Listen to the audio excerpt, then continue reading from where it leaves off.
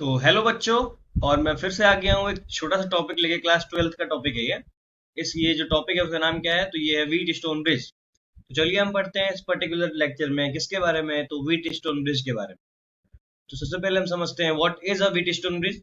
तो wheat stone bridge क्या होता है? एक अरेंजमेंट होता है। It is a arrangement of four resistance, लिख लेंगे। It is an arrangement of four resistance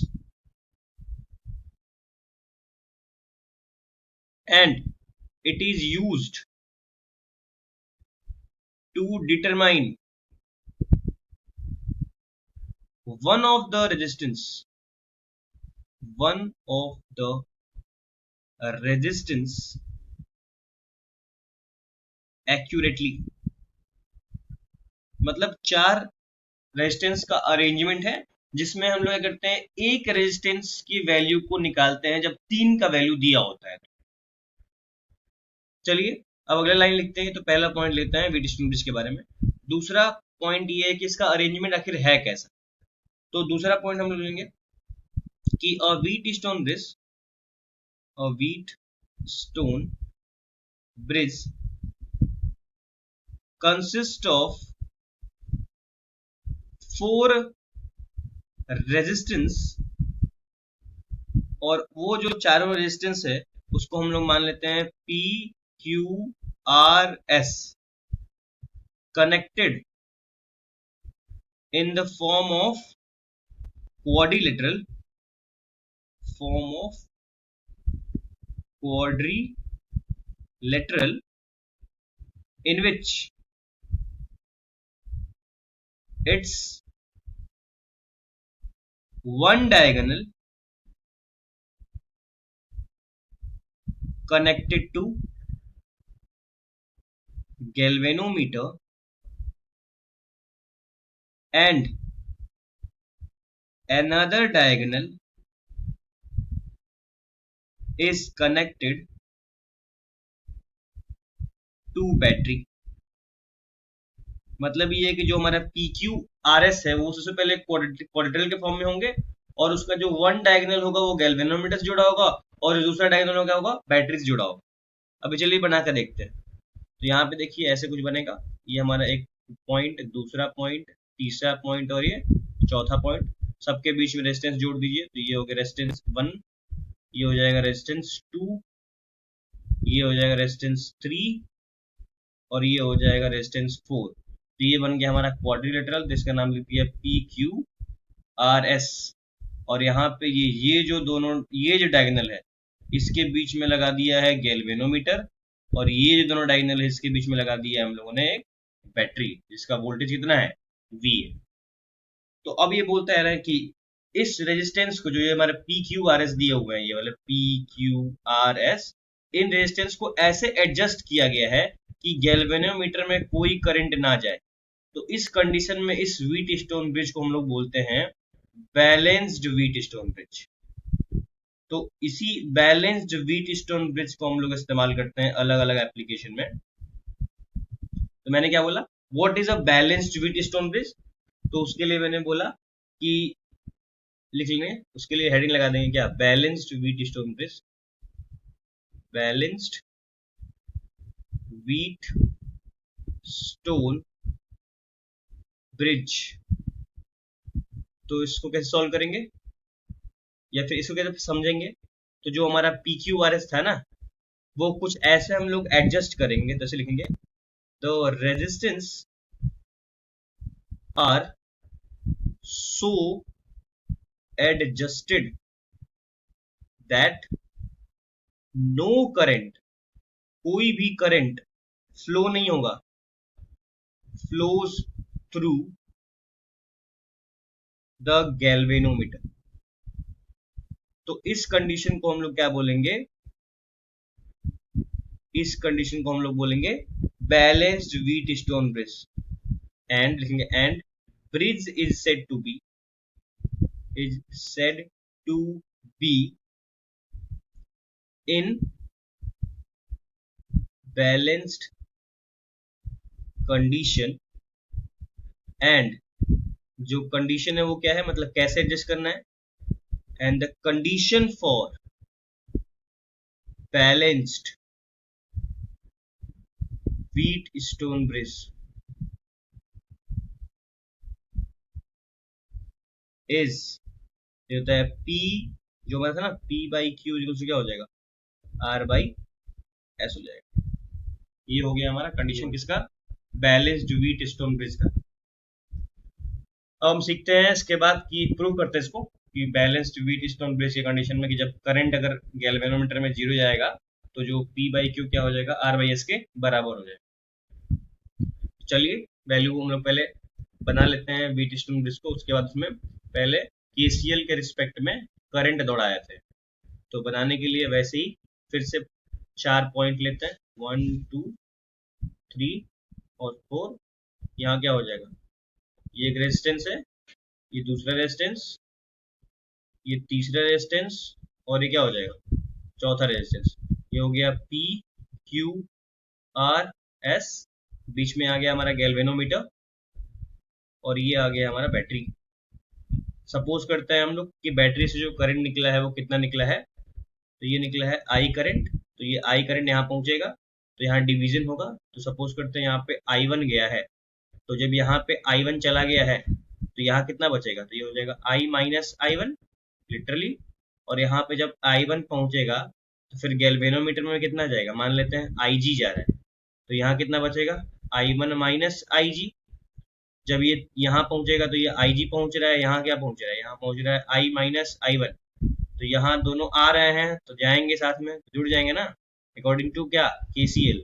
दोनों जुड़ जाएंगे यहाँ पे आएंगे तो हो जाएगा आई वन, यहाँ पे आई minus I one plus I जी हो जाएगा। मतलब यहाँ पहुंचेगा तो कितना पहुंचेगा, वही आई minus I one plus I जी। यहाँ पहुंचेगा क्या, आई वन माइनस आई जी। तब दोनों को जोड़ देंगे तो क्या मिल जाएगा, आई। तो ये हम लोगों ने क्या कर लिया, डिवीजन कर लिया किसका, करंट का, अकॉर्डिंग टू केसीएल। अब क्या करेंगे, वही हम अलग अलग लूप में क्या लगाएंगे, हमारा केवीएल का यूज करेंगे। तो हमारे पास दो लूप दिया हुआ है, नाम लिख लेते हैं लूप का, ये ए बी, यहाँ पे सी लिख ले और ये डी लिखते हैं, ए बी सी डी। तो लिखते हैं कौन से लूप, पहले लिखते हैं in loop A B D A, इसमें लिखते हैं। और एक लूप लेते हैं हम लोग, लूप का डायरेक्शन मैंने कुछ ऐसे लिया है। तो पहले देखिए जब ए से बी की तरफ जा रहे हैं तो करंट और लूप का डायरेक्शन सेम है, तो हम लोग क्या लेंगे, माइनस में लेंगे, तो ये हो जाएगा P इंटू आई वन।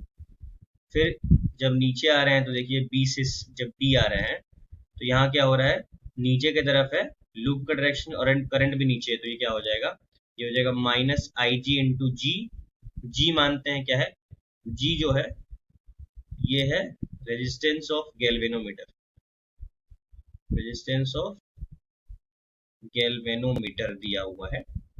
और यहाँ पे जब हम लोग डी से ए जाएंगे, देखिए लूप तो ऐसे गया है ऊपर की तरफ, लेकिन करंट अपोजिट है, तो ये हो जाएगा प्लस में क्या, I minus I one into क्या, R is equals to zero हो जाएगा। ये पहला लूप है। तो यहाँ पे हम एक बात समझ सकते हैं कि जब if it is in balanced condition, जब बैलेंस्ड कंडीशन में होगा तो हमको पता है आई जी की वैल्यू कितनी हो जाएगी, तो आई जी की वैल्यू जीरो हो जाएगी। तो आई जी अगर जीरो होगा तो ये पूरा जीरो हो जाएगा, ये बचेगा जीरो।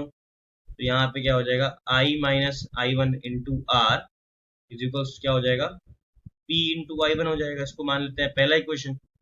वैसे ही लूप नंबर 2 मानते हैं, लूप नंबर 2 क्या दिया हुआ है, in loop B C D B, तो यहाँ लगा देंगे बी सी डी बी, ऐसे लगा देंगे, बी से सी से डी, फिर डी से बी जाएंगे। तो सबसे पहले जब जाएंगे बी से सी में तो करंट का और लूप का डायरेक्शन सेम है, इसका मतलब क्या हो जाएगा, माइनस में हो जाएगा I one minus I G into Q हो जाएगा। फिर सी से जब डी जाएंगे तो ये अपोजिट में है, करंट अपोजिट में है हमारे लूप से, ये हो जाएगा प्लस में I minus I one plus I G into क्या हो जाएगा, इंटू एस हो जाएगा। और ये हमारा देखिए आई जी में जो हमारा करंट है वो नीचे की तरफ है और लूप ऊपर की तरफ से भी प्लस में होगा, तो आई जी इंटू जी हो जाएगा इज इक्वल्स टू जीरो। तो वही बात है, अगर बैलेंस कंडीशन में होगा तो आई जी को जीरो करेंगे, और आई जी को जीरो करेंगे तो देखिए क्या क्या होगा यहाँ पे। तो ये हो जाएगा minus I one into Q हो जाएगा, और यहाँ क्या हो जाएगा प्लस में I minus I one into S हो जाएगा, और ये हो जाएगा जीरो, और ये जीरो हो जाएगा, ये भी जीरो हो गया, और ये भी जीरो हो गया। तो ये क्या बन जाएगा, ये बन जाएगा I minus I one into S is equals to I one into Q. इसको मान लेते हैं दूसरा इक्वेशन।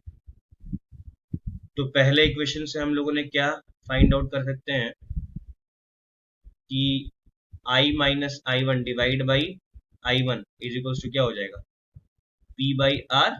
इसको मान लेते हैं तीसरा इक्वेशन, और इससे वही फाइंड आउट कर सकते हैं कि I minus I one divide by I one, इसको आई वन किधर लेते हैं, ये कितना हो जाएगा क्यू बाई एस। इसको मान लेते हैं फोर्थ इक्वेशन। तो थर्ड और फोर्थ में एल एच एस बराबर दिया हुआ है, तो आर एच एस भी क्या होगा, बराबर होगा। तो लिखेंगे फ्रॉम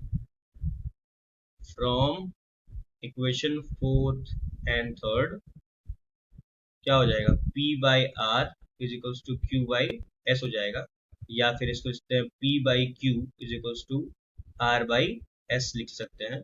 और इसी को हम लोग बोलते हैं क्या, कि जब IG जीरो है, IG मतलब जब करंट क्या है गैल्वेनोमीटर में, करंट इन गैल्वेनोमीटर क्या दिया हुआ है, अगर जीरो दिया हुआ है तो उस समय ये जो हमारा रेजिस्टेंस है उसको हम लोग कैसे अरेंज करते हैं, P by Q is equals to R by S के फॉर्म में। मतलब रेशियो दोनों का सेम होता है।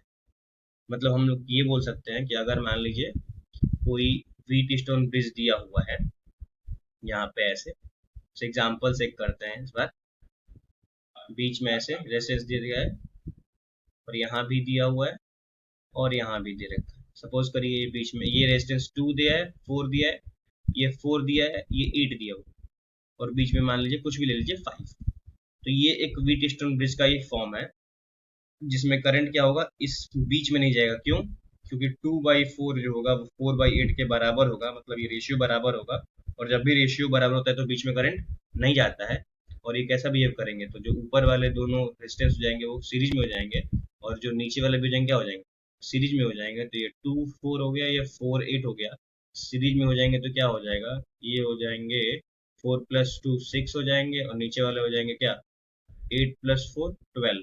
तो अब पैरेलल में हो गया तो सॉल्व करते हैं हम लोग को, तो आर नेट कितना आ जाएगा इसका, तो 6 × 12 डिवाइड बाई 12 + 6 आ गया आंसर कितना, 6 × 12 डिवाइड बाई 18, 6 3 जा 18, और यह जाएगा आंसर 4, तो यह जाएगा 4 ओम। तो नेट रेजिस्टेंस निकाल सकते हैं हम इस कंडीशन में, किस कंडीशन में, बैलेंस्ड व्हीट स्टोन ब्रिज के कंडीशन में। तो ये हमारा हो गया आज का टॉपिक। आई होप आपको समझ में आया हो। Thank you and best of luck.